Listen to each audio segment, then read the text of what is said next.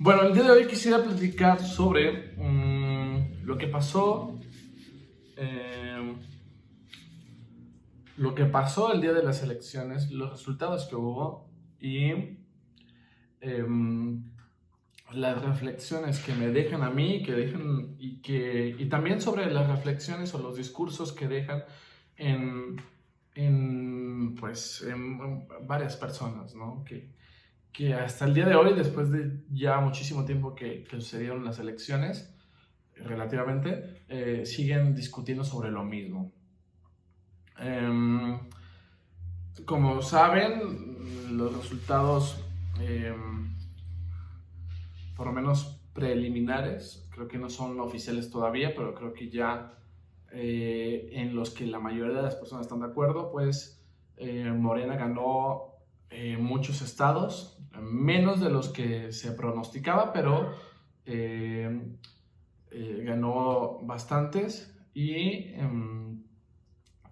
Nuevo León pues ganó Movimiento Ciudadano y el lugar donde causó mayor controversia y es el punto de referencia de las discusiones que yo he estado viendo, es en la Ciudad de México por este triunfo, por así llamarlo, de la oposición en lugares donde ya había ganado el partido en el poder, ¿no? De Morena. Y esto ha permitido estos resultados que son tan visibles y que son tan particulares que en una gráfica de de las alcaldías ganadas y perdidas, pues se puede ver esta división de dos polos, ¿no? En la Ciudad de México, dividiendo el este con el oeste, ¿no? Entonces, es bastante curioso que haya sucedido de esta forma tan casi perfecta, ¿no? Tan casi, si se hubiera planeado, bueno, yo creo que en cierta forma sí hay un proyecto atrás y más adelante lo voy a explicar, pero o sea, una división muy maquiavélica, muy estratégica, muy planeada, ¿no? Y pues esta imagen, eh, estos resultados han dado de mucho de qué hablar sobre las elecciones y pues ha habido bastantes discusiones, ¿no? Yo les voy a compartir algunas reflexiones que tengo sobre estos resultados y ¿qué pasa, mi amor? ¿Qué pasa?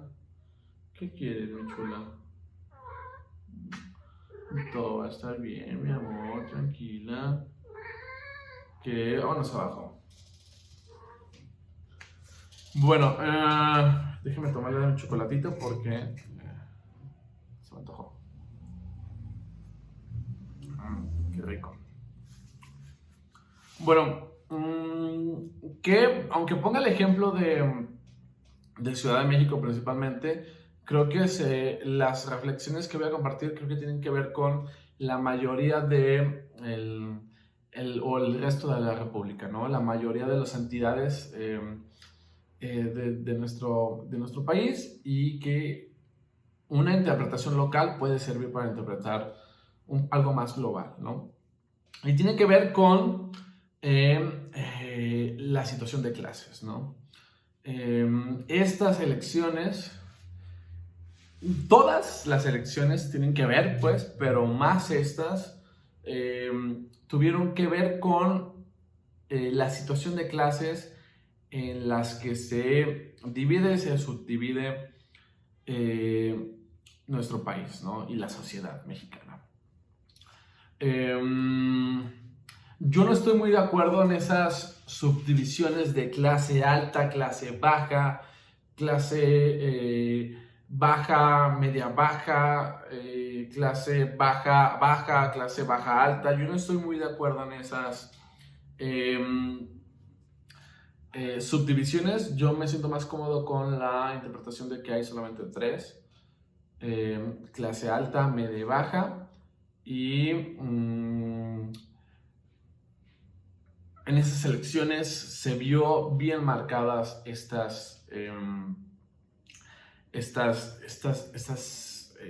clases, estas divisiones y los intereses que tienen estas clases sobre su propia condición de clase, ¿no?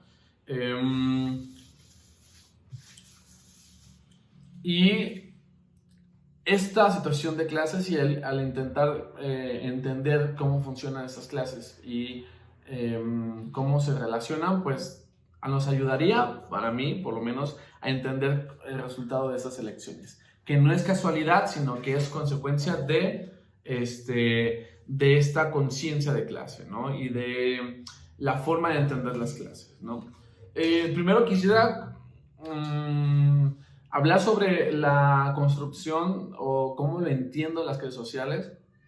Y lo primero que tengo que decir es que entenderlo como, y lo que hace la mayoría de las personas, los ingresos que percibe una persona, no es suficiente para entender lo que es una clase o en la clase en la que pertenezco yo, ¿no?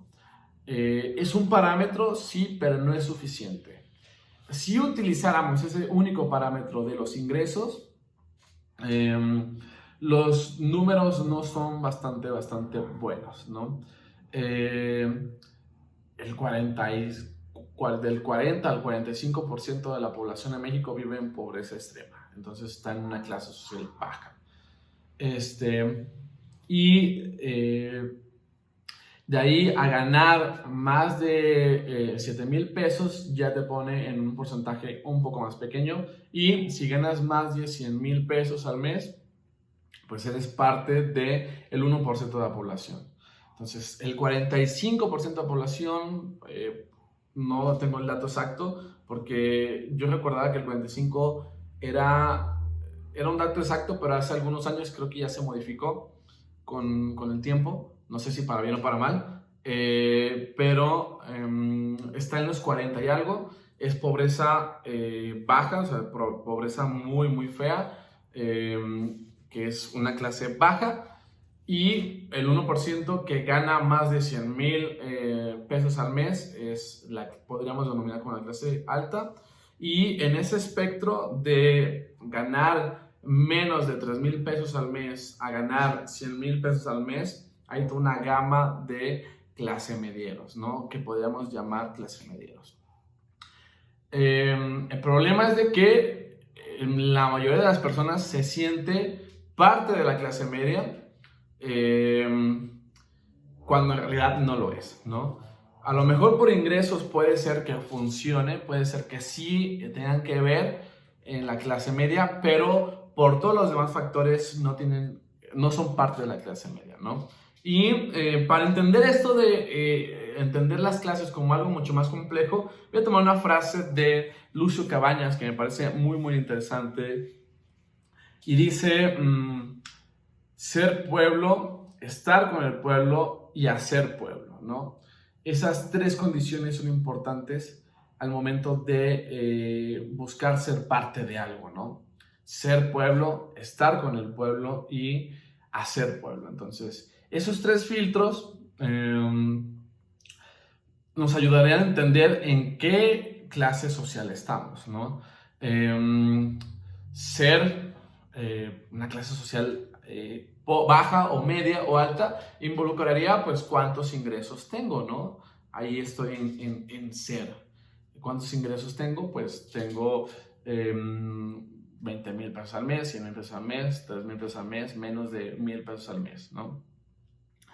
Estar con el pueblo, estar en tu clase social, vivir tu cotidianidad dentro de esa clase social, donde te relacionas con más personas de tu misma condición social, con la misma cantidad de ingresos, y además hacer pueblo, ¿no? Hacer tu clase social, ¿no?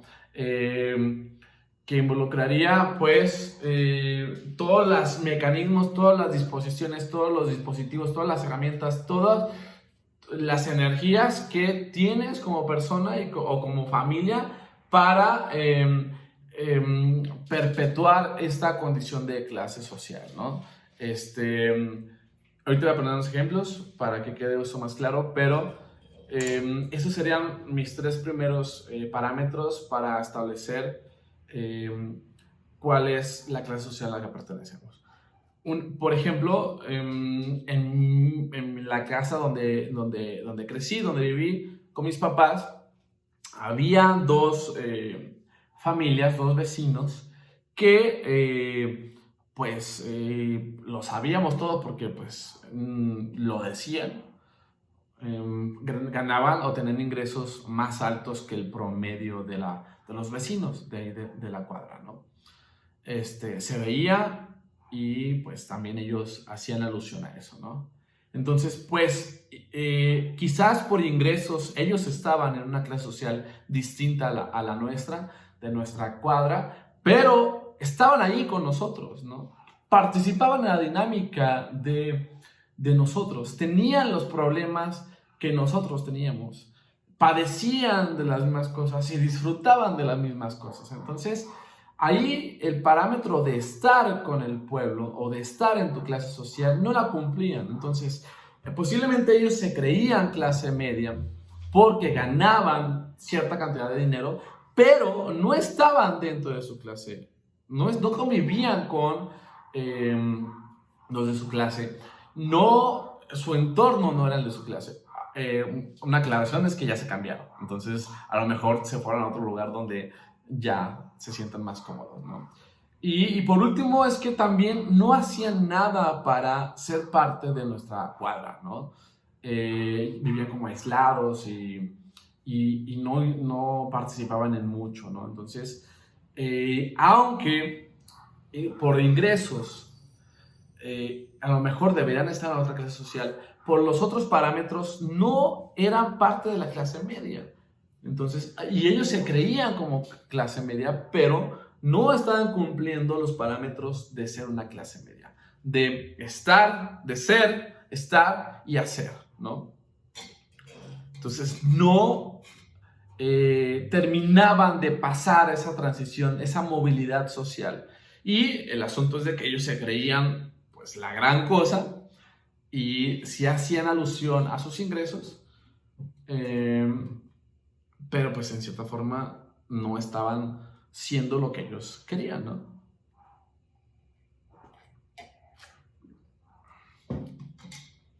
Entonces, ser parte de una clase social no solamente tiene que ver con los ingresos, sino con la forma en que te desenvuelves en el mundo, el capital social que tienes, el capital cultural que tienes, el capital erótico que tienes, y cómo se relacionan todos los demás capitales en relación con otro tipo de personas, ¿no?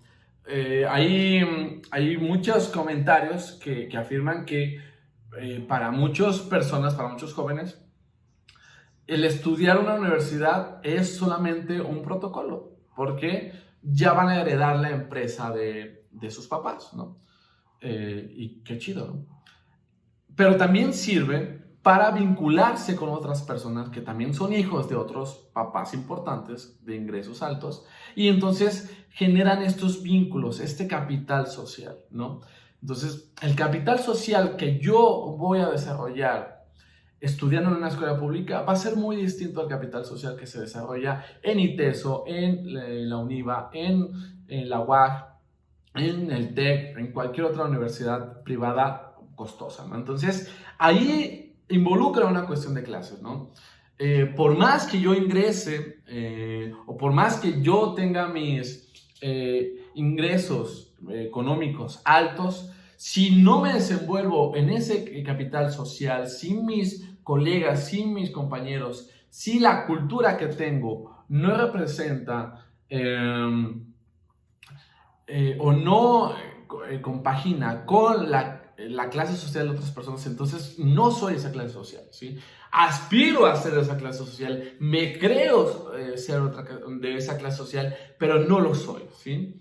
Y eso sucede en dos lugares, ¿no? Las personas que lo que se llama nuevo rico, donde pues lograron moverse socialmente en la escalera de la economía, y pues todas esas culturas, todas esas tradiciones, todo ese lenguaje, todo ese simbolismo, todo eso que traían de la calle, del pueblo, de abajo, pues lo tratan de llevar a la siguiente clase y pues hay este choque, ¿no? Y hay películas, novelas que dramatizan este tipo de situaciones, ¿no?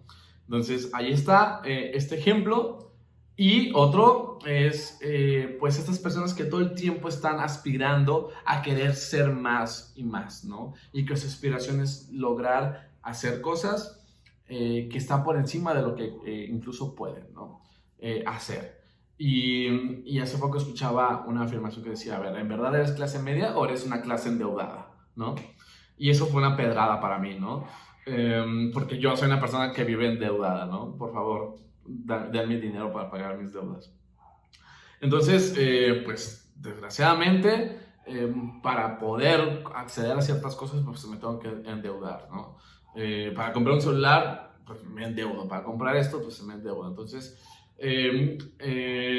yo no puedo decir que estoy dentro de una clase media o una clase alta, aunque quizás por los ingresos sí, pero todo lo demás de mi persona y todo lo demás de mi relación y de mi lugar en el mundo no tiene que ver con esa clase, ¿no?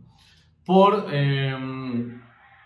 el lugar donde crecí, por las aspiraciones que tengo, por mi capital social, por mi capital cultural. No, el acceso a la cultura que tuve, al entretenimiento, a las formas de conocimiento que tuve, no las tengo. Y posiblemente no las voy a tener nunca. Entonces, por más que incremente mi salario, hay cosas que no voy a entender o que me voy a tardar más en entender o que a lo mejor ya mis hijos van a entender, ¿no? Que eso suele pasar bastante.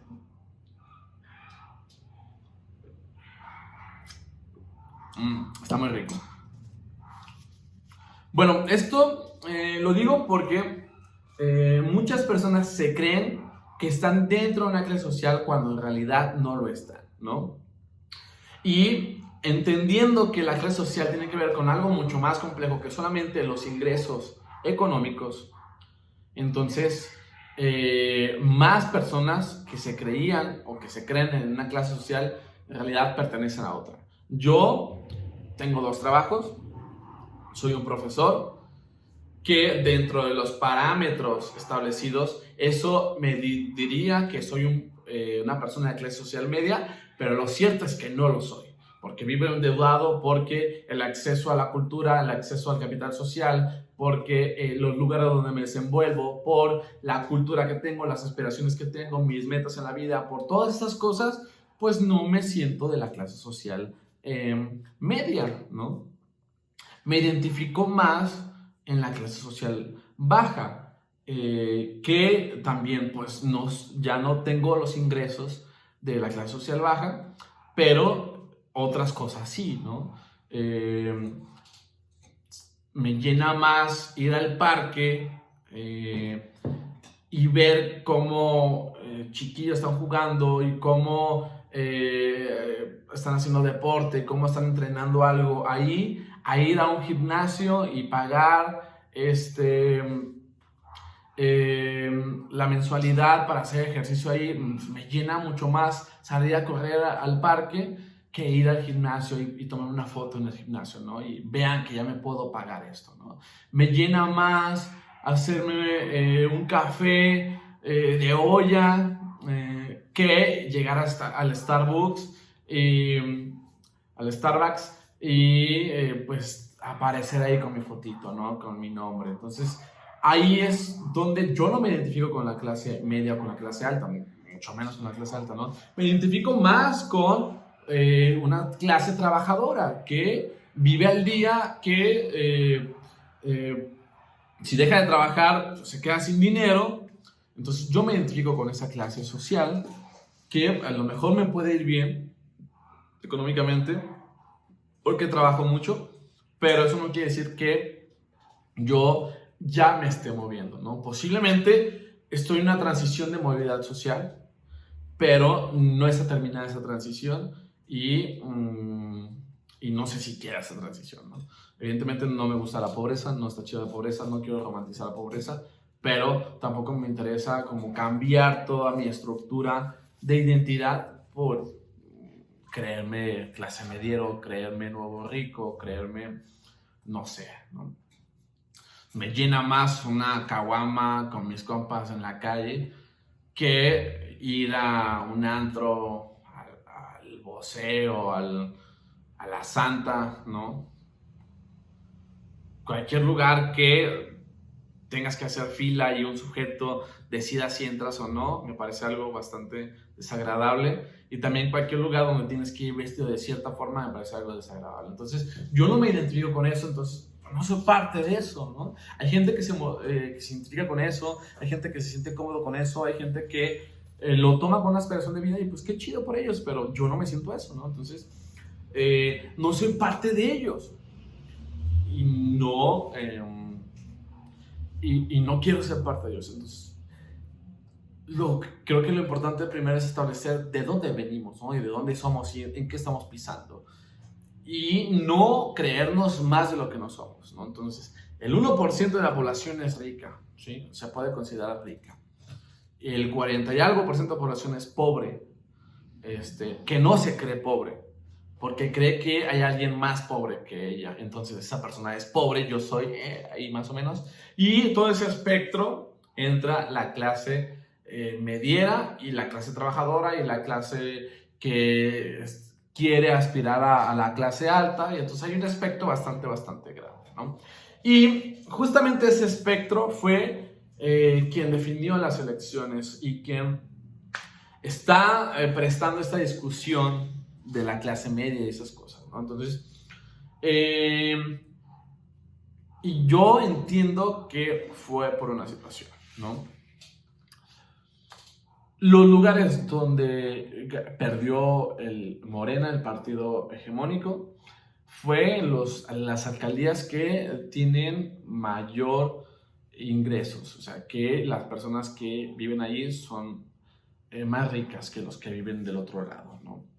Que podríamos llamar que esas personas son clase media o que se sienten clase media o sí son clase media o están a punto de ser clase media o ya están a punto de ser una clase alta, ¿no? Entonces, son lugares que son súper bonitos, súper arreglados, Coyoacán, Polanco, la Roma, la Benito, no, ¿sí es la Benito Juárez? Creo que sí es la Benito Juárez. Son lugares, pues, donde hay un montón de museos, donde hay edificios súper bonitos, donde vive la gente que gana bien, ¿no? Y del otro lado es donde está Iztapalapa, pues, y un montón de lugares donde, pues, hay mucho más pobreza, ¿no? Entonces, los lugares donde perdió Morena es en estos lugares donde hay más abundancia. Y también a nivel nacional, los estados que perdió Morena son los estados que están mejor en situación económica, Nuevo León y Jalisco, ¿no? Que son como las 3 ciudades más importantes, Ciudad de México, Nuevo León y Jalisco. Jalisco también se vistió de naranja, todo el mundo votó por Movimiento Ciudadano, igual que Nuevo León. Entonces, no es casualidad que la clase media, o los que se sienten clase media, o los que sí son clase media, hayan votado en contra del partido de Morena. No es casualidad. Y yo lo interpreto porque ha habido desde el día 1, incluso desde mucho antes, ha habido una campaña expuesta y exagerada de que vamos peor, vamos muy mal y que las intenciones del presidente es llevarnos a el caos, ¿no? Y hay 2 ejemplos muy ilustrativos de esto, ¿no? Nos va a llevar a ser Venezuela, nos va a llevar a ser Cuba, ¿no? Hay un sobrediscurso de eso, ¿no? Y puedo nombrar las personas que día y noche, desde el día 1 de su gobierno, ante cualquier situación, el día 1, Andrés Manuel, el presidente, toma vaso, ya, esa es una situación. Maduro tomaba agua en un vaso. Chávez tomaba agua de un vaso. Esa es la señal, ¿no? Desde el día 1, y estoy exagerando, pero en realidad así en muchos de sus argumentos así eran. En realidad, desde el día 1 hasta el día de hoy, 3 años después, han anunciado el fin de México muchísimas veces, ¿no? Muchísimas veces. En estas elecciones pasadas se decía que iba a ser el fin de la democracia y que iba a ser el fin del INE y iba a ser el fin de un montón de cosas, ¿no? Y ahora resulta que la democracia de México vive, que está súper fuerte, que no sé qué, contradictorio. Pero entonces hay un discurso que se nos ha vendido todo el tiempo de que vamos a estar peor, de que este presidente nos va a llevar a Venezuela y pues tenemos que pararlo, ¿no? Y a ver, este discurso llega a muchas personas, ¿no?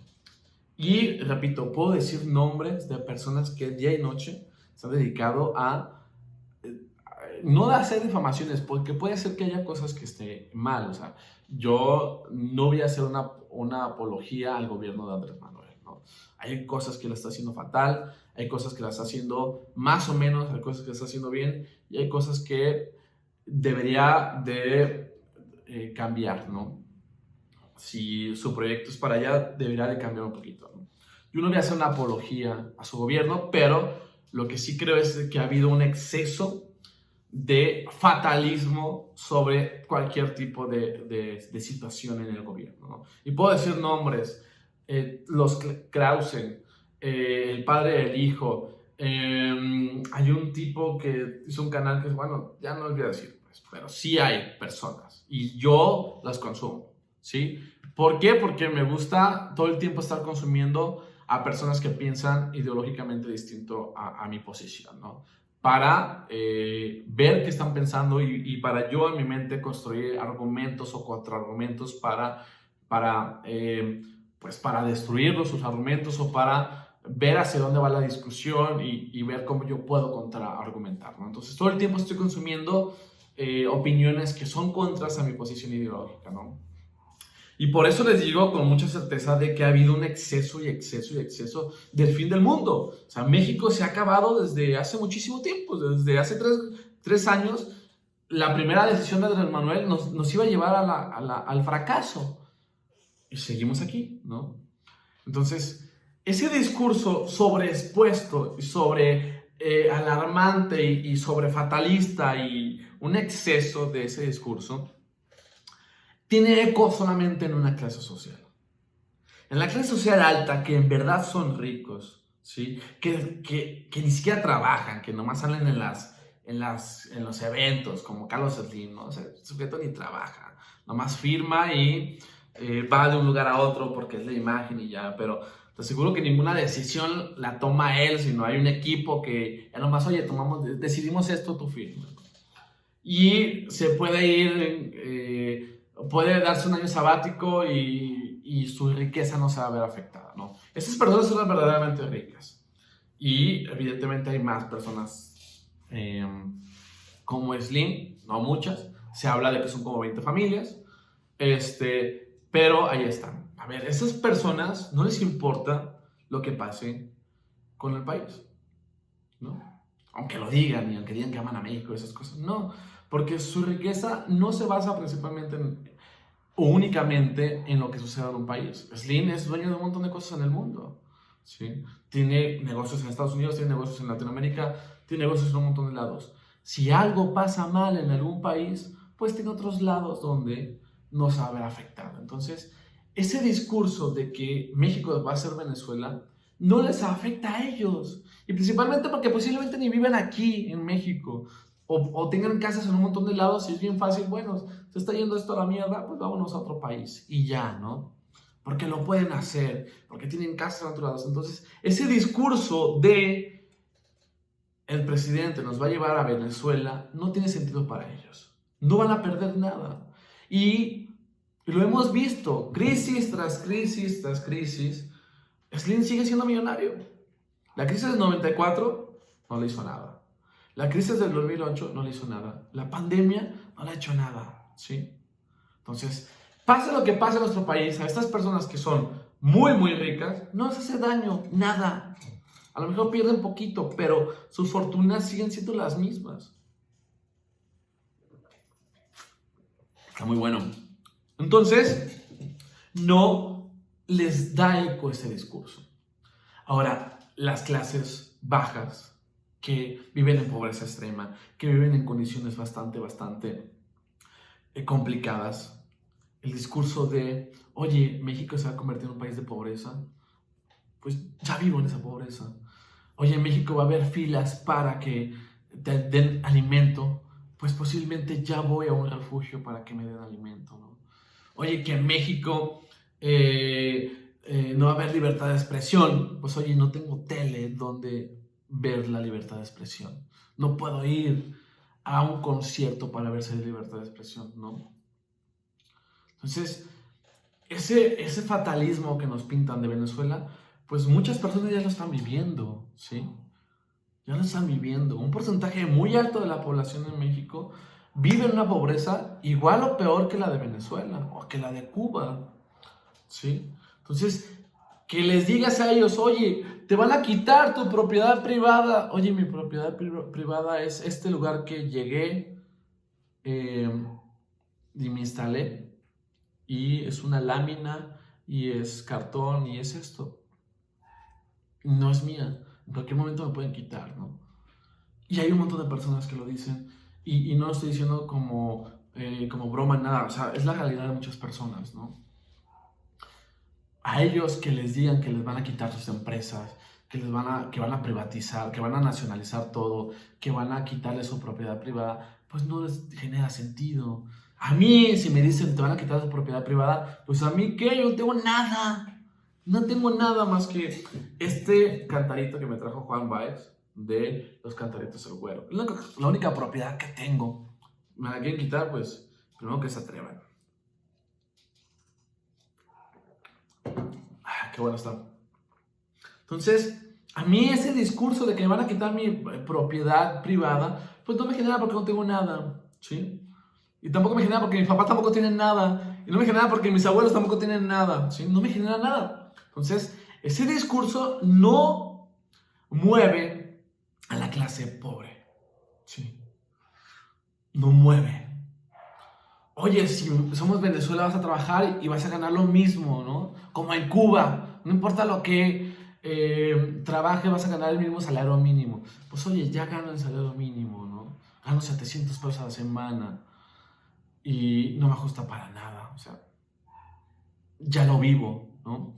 Y el problema es de que un montón de personas ya viven esas situaciones.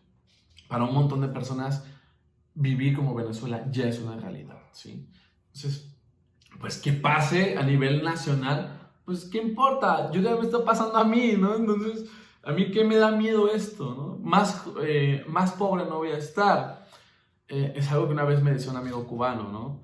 Yo le preguntaba, oye, hace algunos años, le preguntaba, oye, ¿qué crees que pase con Donald Trump y Cuba, ¿no? Y me decía, a ver, los cubanos ya no podemos estar peor, ¿sí? O sea, ya estamos contra la pared y ya no podemos estar peor, ¿no? Entonces, igual, o sea, la gente que vive en condiciones de pobreza extrema y de marginalidad y de no tener los mecanismos para poder acceder a una mejor vida, ya no puede ser más pobre, ¿sí? Ya no puede estar peor. Ya la vida para esas personas pues es ganársela día con día, ¿no? Y a mí me tiene sentido eso porque yo si no trabajo un día pues no gano dinero y no como ese día, ¿no? Entonces, las personas que tenemos que ganarnos el pan todos los días, pues no nos preocupa eso porque pues así estamos, ¿no? Llevamos toda la vida he estado viviendo así, ¿qué me preocupa, no? Otros 20 años más, pues no pasa nada, porque ya llevo 25, 27 años viviendo así, ¿no? Donde, pues no viví en pobreza extrema, pero sí viví con muchas limitaciones y las cosas que yo deseaba, pues no siempre se conseguían, ¿no? Se tenía no teníamos que acoplar con lo que había, con lo que ajustaba y ya, ¿no? Y creímos, mi familia y yo, que la educación era la forma para tratar de mejorar nuestras condiciones, ¿no? Y en eso estamos apostando, en creer que la educación es una forma para salir adelante, ¿no?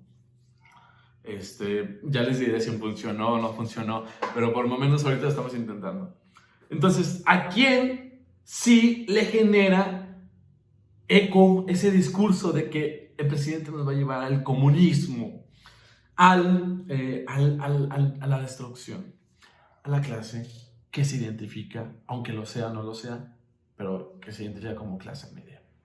Sobre todo a esas personas que hace algunos años vivían en pobreza y que por alguna situación, por estudio, por suerte, por trabajo, para trabajar un chingo, lograron tener mejores ingresos, se sienten clase media y que alguien les diga, oye, vas a regresar a ese lugar donde estabas, evidentemente es espantoso, ¿no? Y te da miedo.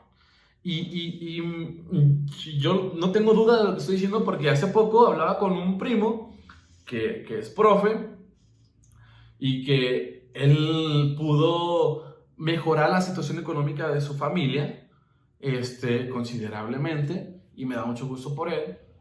Y si me dice, oye, pues mientras que ya sabes quién, no haga una tontería, ¿no? A ver, ¿qué te va a quitar a ti, no? O sea, ¿qué vas a perder tú? Y pues el problema es de que él tiene miedo de perder lo que le ha costado, ¿no? Y sí, o sea, qué feo vivir con ese miedo y qué feo que pueda pasar, ¿no? Que lograste tener una comodidad, una tranquilidad económica y que pues resulte que otra vez te tienes que preocupar por el día al día. Me parece una cuestión un poco de miedo, sí, sí, sí. Pero entonces ese discurso de ser Venezuela, ese discurso del fatalismo, de que el presidente lo está haciendo fatal, solamente tiene eco en esta clase que se cree clase media o que es clase media, ¿no? Principalmente de los que vienen de una clase social abajo y que lograron tener mejores ingresos, a esos les preocupa, principalmente a ellos. Pero también a los que pues en toda la vida pues han sentido clase media y pues tienen miedo de que también les quiten sus cosas, ¿no? Es válido pues sentir ese miedo, ¿no? Y no los juzgo y estoy de acuerdo, ¿no? A mí si alguien me quita la posibilidad de tener una mejor vida, pues es un enemigo, ¿no? Nadie nos debería de detener ante la posibilidad de tener un mejor futuro, ¿no? Al contrario, tenemos que ser ayudantes para que las demás personas puedan tener una mejor vida. Entonces, los entiendo en ese aspecto. Entonces, ese discurso, ese sobrediscurso de ciertas personas le genera un eco en ellas y votan en contra para evitar esa catástrofe, ¿no? Y no es por nada que nunca habíamos visto a cierta clase en las calles protestando, ¿no? Nunca habíamos visto eso. Y salen allí con sus camisas blancas, su sombrerito, ¿no? Y envueltos de un montón de situaciones clasistas, ¿no? Que es otro problema que después hablaré si hay tiempo, ¿no? De cómo la clase media y alta, pues está cargado de racismo y de clasismo, ¿no? En estas marchas podemos ver a las personas que ayudan en sus casas, a los sirvientes o a los amos de casa, o no, a los mayordomos o a los trabajadores del hogar, cargando las lonas, ¿no? Cargando las lonas. Con un letrero que decía, no me quites mi dinero, no me quites mi casa. Señora, seguramente señora apenas está comprando una casa del Infonavit, ¿no? Con el salario que usted le da. Y que seguramente usted ni siquiera tiene el seguro, ¿sí? Que él está en la ilegalidad completamente, ¿no? Entonces, eso es algo bien curioso, ¿no? Cómo de repente, de la nada, sale esta clase media, esta clase que se siente afectada a protestar, ¿no? Y sobre todo, y lo más hipócrita que me parece quizás, es que piden que las demás se unan, ¿no? A ver, ¿cuándo te uniste? Cuando dolían cosas en las clases bajas, ¿no? ¿Cuándo te uniste? Cuando hombres y mujeres y hombres, comerciantes de flores fueron atacadas por policías estatales, municipales y federales, ¿no? Y hubo manifestaciones. Pues no, seguramente esas clases medias estaban de acuerdo porque están en contra de el comercio ambulante, ¿no? Porque se ve feísimo en las calles, ¿no? Entonces, ¿cómo esperan que ahora la clase media o que las clases bajas se unan a la clase media si las clases medias nunca se unieron a las clases bajas, ¿no?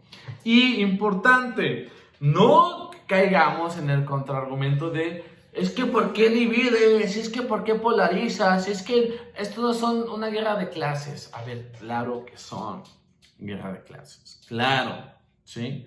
El no querer verlo es otra cosa, ¿no?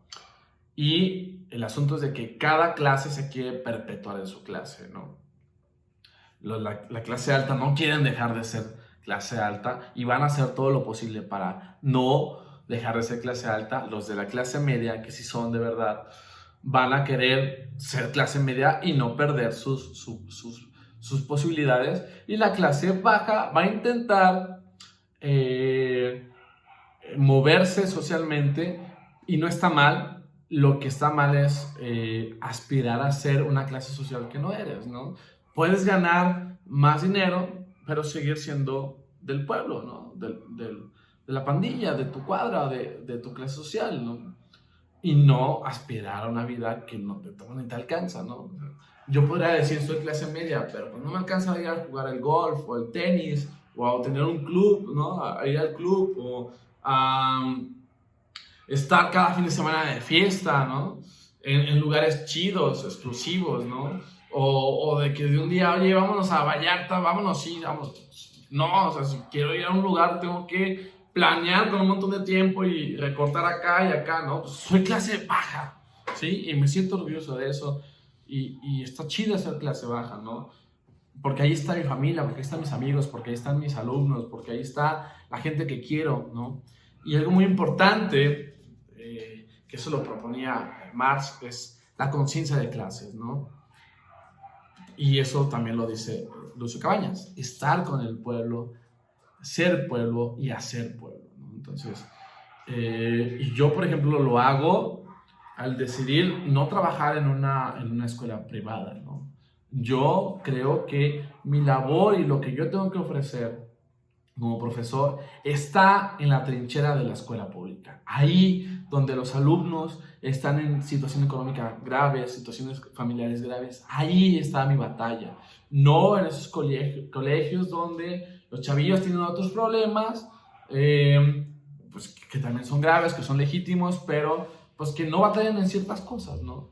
Mi batalla está en la escuela pública y tampoco en cualquier escuela pública, ¿no? Ahorita estoy trabajando en Polanco, donde se sabe que es una colonia bastante complicada, y ahí estoy muy cómodo y yo me siento parte de Polanco y me duelen los problemas de Polanco porque son los problemas de mis alumnos y trato de involucrarme y trato de hacer algo para ayudar a esos chamacos, ¿no? Por cierto, un abrazo y un beso a todos mis alumnos de Polanco. Entonces, ahí está mi compromiso y ahí está mi conciencia social, ahí está mi conciencia de clase, de que yo, mi preocupación, mis dolores están con ellos. No me preocupa lo que pase en cierta colonia que vive gente que le va muy bien, ¿no? Que se preocupa porque no están pintadas sus calles, ¿no? Que se preocupa porque se fue un día el agua, ¿no? Pues, posiblemente en Polanco se fue una semana, ¿no?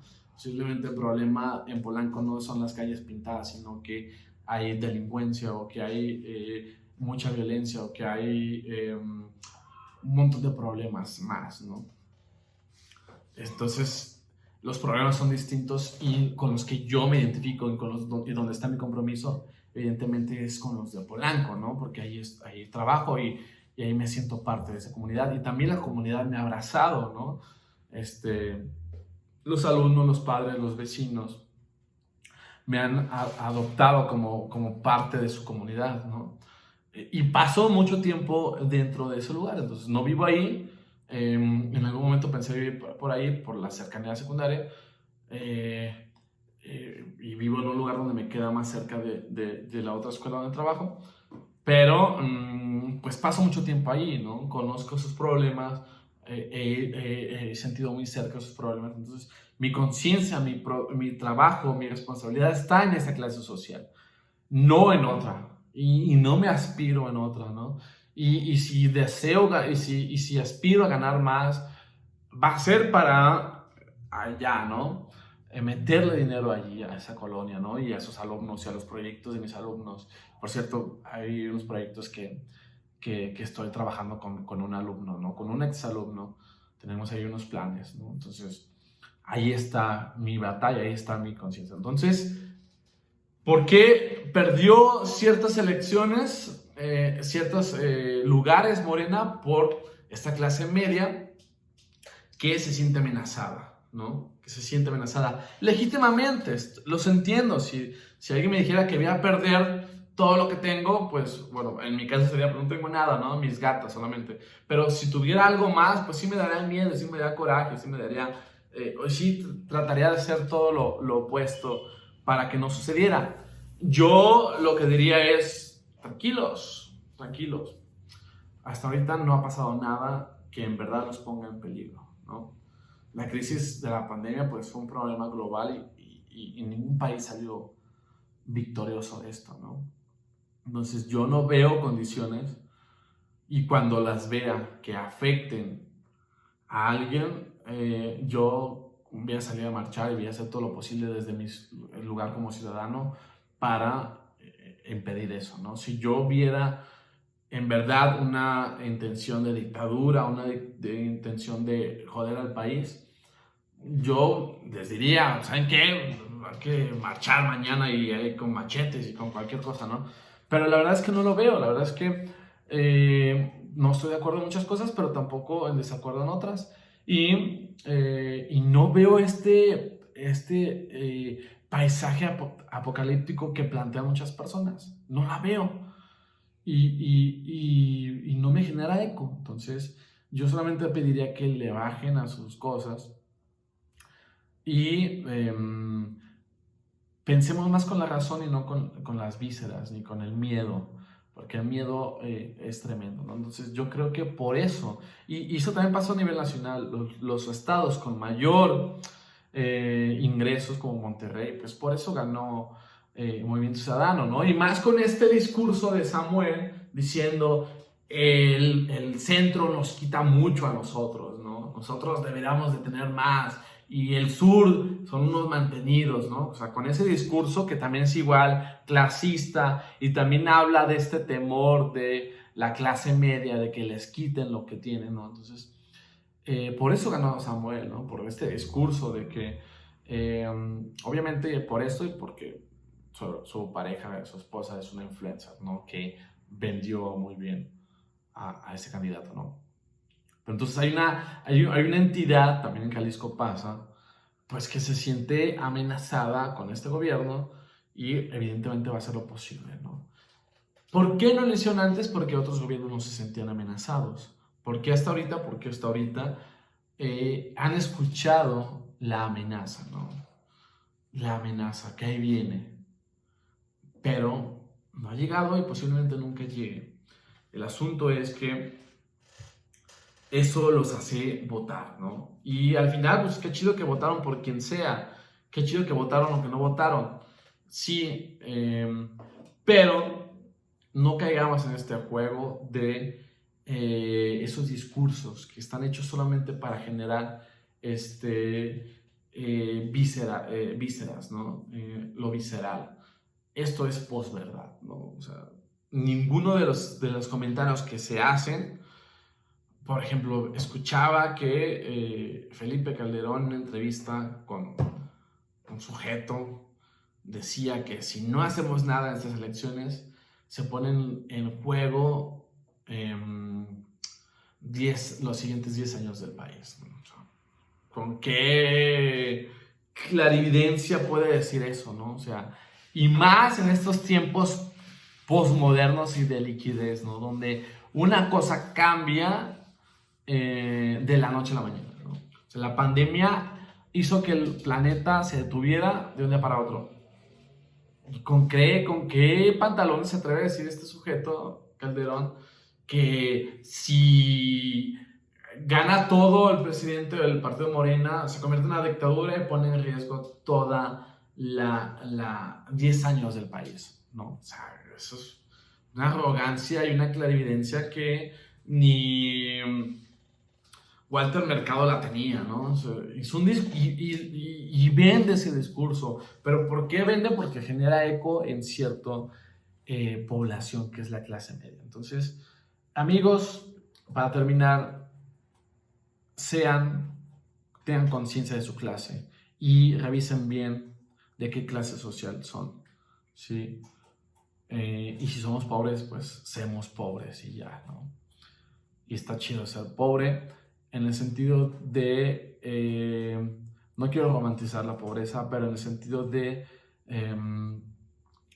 que mi responsabilidad y mi trabajo y mi lucha y mi aspiraciones como profesional, como persona, están en mi clase social, ¿no? En ese sentido está chido porque mi trabajo colectivo está ahí. No quiero romantizar la pobreza, no me gusta eso, no me gusta enterarme de los problemas de mis alumnos económicos, pero me gusta estar poniendo un granito de arena ahí en esa comunidad y ahí en ese sector, ¿no? Que podría estar apuntando en otro lado, ¿no? Pero pues no lo voy a hacer. Y primero, pues identifíquense en qué clase social son con mucha claridad y no aspiren a ser clases sociales que no les pertenecen. Y otra, hay que razonar bien las cosas y huir de la posverdad, ¿no? Aunque nos genere una intensidad, una emoción muy fuerte, no quiere decir que sea muy real. Y creo que ese es el problema que está pasando con este discurso en contra del gobierno actual. Que hay discursos que invitan mucho a las emociones grotescas, ¿no? De odio, de ira, de miedo. No van a perder nada, a menos de que se herederen a su junior, que no le echa ganas a la escuela y que se gasten todo en viajes con sus amigos. Pero nadie se los va a quitar, no estamos en ese camino, nadie lo ve. Y fíjense, tuvo que decírselo Jorge Ramos a uno de los Krausen, al hijo, tuvo que decírselo para que le dejara ese mame, ¿no? Porque día y día, mame y mame, los Krausen estaban diciendo, somos Venezuela, somos Venezuela, somos Venezuela. Tuvo que llegar Jorge Ramos, imagínate, para que Jorge Ramos te dé claridad, pues ya estás muy, muy, muy mal, ¿no? Tuvo que llegar Jorge Ramos a decir, a ver, México no es Venezuela, Andrés Manuel no es Maduro, ni Hugo Chávez, ni Fidel Castro, y ya, ¿no? Puede ser que las hacen las cosas mal, pero no vamos hacia allá. Entonces, ya bájenle a ese discurso idiota, ese discurso de ignorancia, que obviamente está hecho para perjudicar al gobierno y para beneficiar no a las clases medias, beneficiar a una élite, a una posición política, a un grupo político que se les arrebató el poder, ¿sí? Eso es la verdad. Porque ni siquiera a los ricos les importa, o sea, a Slim le da igual quién esté en el gobierno de México, ¿no? Mientras sigas pagando tu servicio de teléfono al mes, mira, a él le da igual. Solamente hay alguien que estaba en el poder, que ya no está y que ya no tiene el beneficio de estar en el poder, que le interesa regresar al sitio de poder y por eso está tirando y tirando y tirando y bombardeando este discurso contra el actual gobierno. Y una clase social se lo cree, la posverdad le llega al hígado, al estómago y dice, no quiero regresar a donde estaba, y dice, no quiero perder todo lo que me ha costado. Son miedos legítimos, pero son infundados, ¿sí? No tienen sentido. Mejor yo me preocuparía por educar bien a sus hijos para que no sean los juniors y para que crezcan más las finanzas de la familia y no se lo gasten en mujerzuelas y juegos de azar, ¿no? Como el meme. Bueno, hasta aquí dejamos esto. Mi nombre es Ángel de la Mora y nos vemos aquí, quién sabe cuándo. Adiós.